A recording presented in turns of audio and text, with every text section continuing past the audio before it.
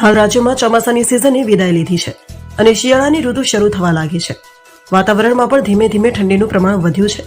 સાથે જ ખેડૂતોની મગફળી ખેતરોમાં તૈયાર થઈ ચૂકી છે. ત્યારે ગઈકાલે રાજ્યના ઘણા વિસ્તારમાં કમોસમી વરસાદ પડ્યો છે, જેને કારણે ખેડૂતોમાં ચિંતા જોવા મળી રહી છે.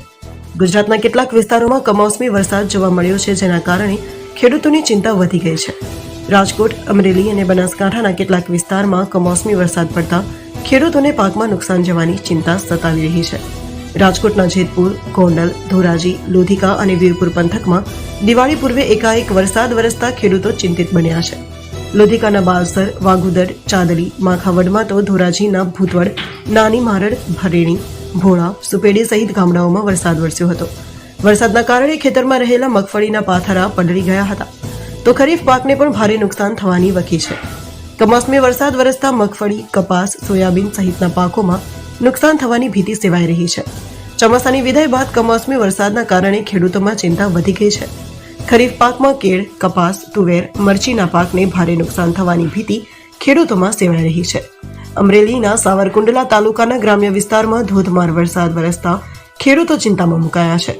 કમોસમી વરસાદના કારણે ખેતરોમાં સુકાવવા રાખેલા મગફળીના પાથરાઓ પલળ્યા હતા. સાવરકુંડલા પંથકના મોટા ભામોદરા અને છેલડા આસપાસના વિસ્તારોમાં કમોસમી વરસાદ વરસ્યો હતો. મોટા ભામોદરા ગામમાં તો ધોધમાર વરસાદ વરસતા શેરીઓમાં પાણી વહેતા થયા હતા. તો તે સમયે નુકસાનીનો સામનો કરી ચૂકેલા ખેડૂતોને સારા ચોમાસા બાદ સારા પાકની આશા છે.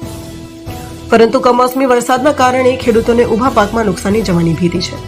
સૌરાષ્ટ્રની સાથે ઉત્તર ગુજરાતના પણ અનેક વિસ્તારોમાં વરસાદ નોંધાયો છે. બનાસકાંઠા અને અરવલ્લી સહિતના વિસ્તારોમાં માવઠાથી ખેડૂતો ચિંતામાં મુકાયા છે. બનાસકાંઠાના કાંકરેજમાં વાદળછાયા વાતાવરણ બાદ વરસાદ નોંધાયો છે, તો કાંકરેજના થરા, ખારિયા, રૂની સહિતના ગ્રામ્ય વિસ્તારોમાં વરસાદી ઝાપટું પડ્યું હતું, તો થરા પંથકમાં પણ 15 મિનિટથી વધુ સમય સુધી વરસાદ નોંધાયો હતો. કમોસમી વરસાદથી ખેડૂતોની ચિંતા વધી છે. આ કારણે આ વરસાદથી કપાસ, મગફળી સહિતના રવિ સિઝનના પાકને નુકસાન જવાની ભીતિ છે.